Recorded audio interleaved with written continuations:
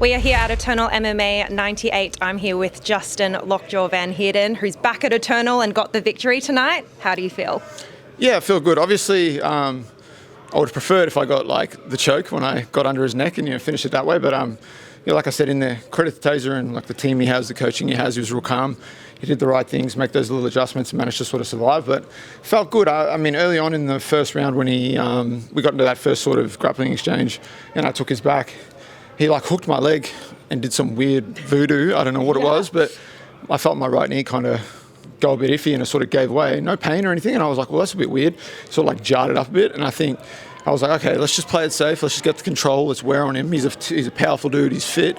Let's just kind of go for the control time and wear on him. But sort of thought, yep, next round it's going to open up. It did. He survived. Next thing I know, we're coming out for a third round. And it's like, all right, he's bringing everything. He's going to try and finish me. He sort of dealt with that adversity and kind of just went back to sort of the veteran approach and just like, let's just kind of not rush. Let's just wear on him. Let's do what's working and hopefully we find a finish. But like I said, to his credit, he survived. But that's what we do. That's the fight game. Yeah. What in particular was your corner saying to you in between those rounds that you had to adjust? No, basically just saying, he's going to be worried about the wrestling. He's going to be worried about the wrestling from the get-go, but now that I've already taken him down, controlled him, it's definitely going to be on his mind. And they just said, try and do the same again, and then start looking for the opportunities to, I guess, capitalize on the fact that he's worried about it. But to his credit, he came forward and wanted to sort of, put hands on me. So just kind of had to stay patient and look for the sort of road to success that I wanted. But, he survived. Yeah. You still got the victory in the end.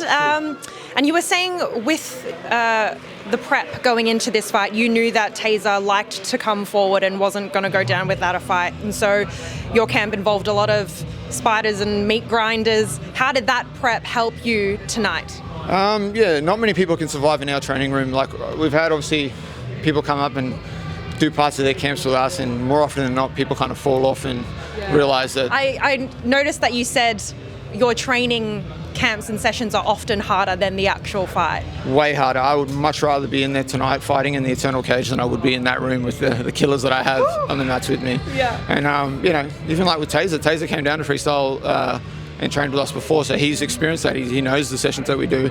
So he would have had a definite sort of in-depth understanding of what I was sort of bringing, the prep that I would have had, and he would have prepped the same way, knew what to expect. So it was always going to either be one of those fights where it's a grind like it was, or one of us was only going to be able to sort of make the other person wilt and break them. And that's sort of what we saw. Yeah. And then we'll talk about coming back to Eternal now. Was there any extra pressure with you coming back now with the resume that you have and what you've done since the last time you were here? No, I guess there was like a little bit of that factor of like I'm fighting a guy that's 4-1 who just fought for the belt, pulled up short, and now he's stepping up fighting someone like me, a former champion. So I guess there was a little bit of that, like, I guess from an outsider's perspective of like, this guy shouldn't even be in there with him.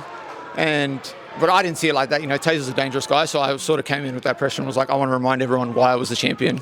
I never lost my belt. I vacated it, so my team make a fight for it. So I had to come back and remind everyone why I was the champion. And now that you have done that, and with the resume that you've continued to add to in such a positive way, where do you go from here? November, Eternal 100. I'm coming for my belt. Ooh, I like the sound of that. Have you spoken to Cam or Ben about that? Cam, Ben, let's book it. November, Eternal 100. Let's match me for the Eternal Featherweight title. I can reclaim it, remind everyone that I am still the champion, and we can move forward. Love that pitch. Well, I'm very excited to see it. Congratulations and welcome back.